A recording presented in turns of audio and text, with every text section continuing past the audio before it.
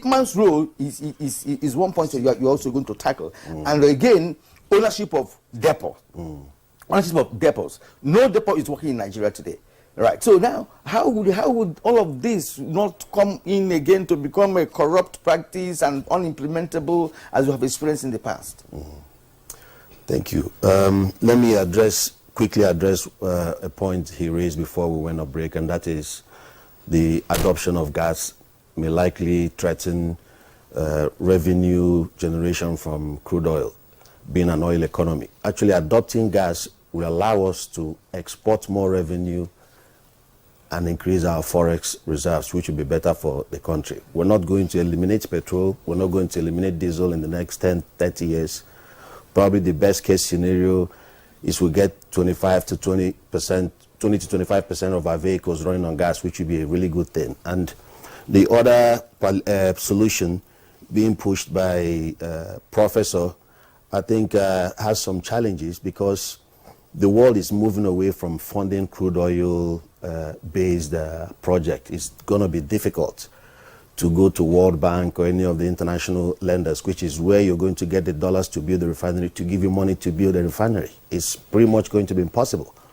But if you tell them you need funding to invest in converting flare gas in a village, which is primarily being flared because there is no market for it.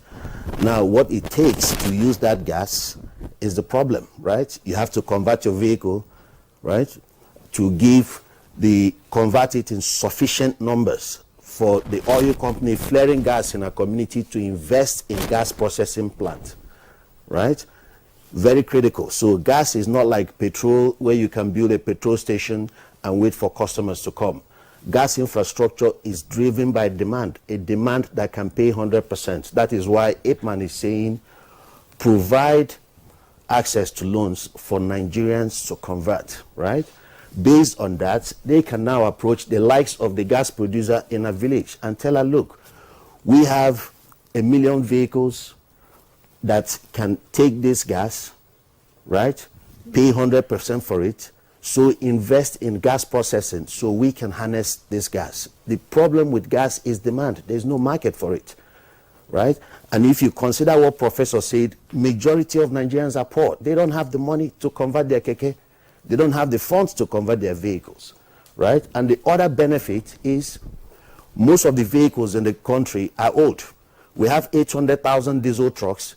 PwC estimates that over 90% of those trucks are 40 years old. Now, they emit, converting those old vehicles to natural gas, you reduce emissions by almost 60%. Now, that is the kind of story that can attract funding we need. Going to look for funding for a refinery, you won't get it, right? And if you borrow that $2-3 billion to build a refinery, how are you going to pay the dollars back when your receivable is in Naira? So natural gas is probably the only solution.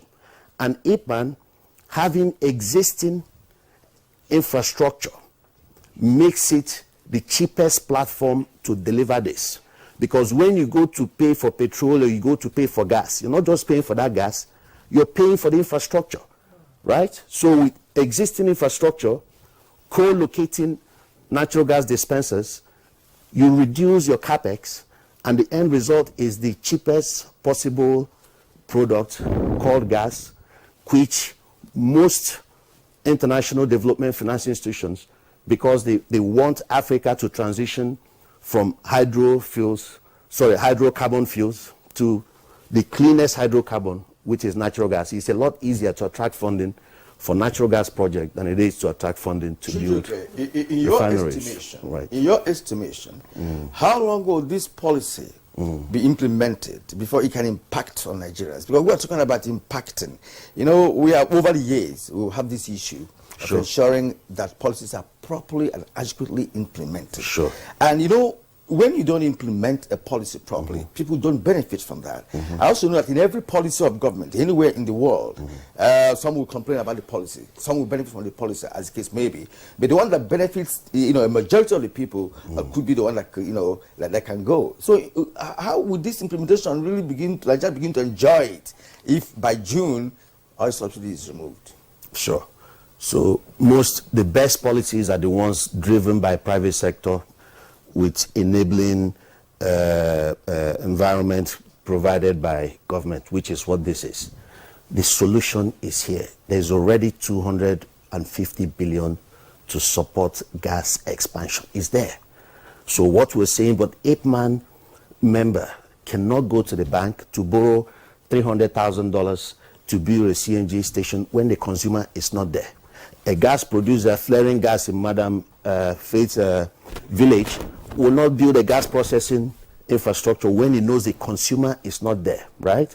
We will not be able to say, okay, we need to train 5 youths, 2 women on conversion without knowing how many vehicles, right? So by focusing on a business approach that is driven by a demand that can pay for that product, we will know how many youths need to be trained to convert this number of vehicles.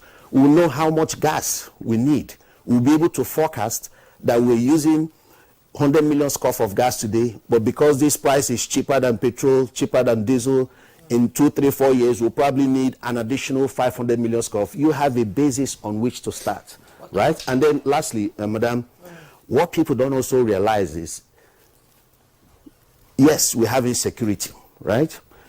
How often do you call police that you have a case and they ask you to provide money for fueling? They never have enough money for fuel.